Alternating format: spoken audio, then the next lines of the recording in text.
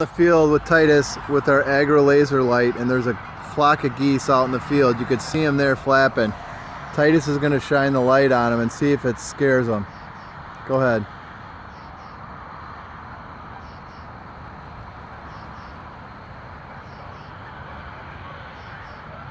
You can see the green laser light.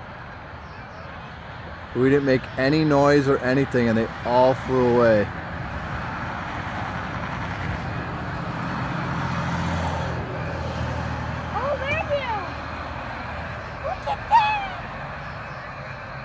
I can't do a count of how many geese just flew out of that field, but it sure seems like it's about 300 or 400.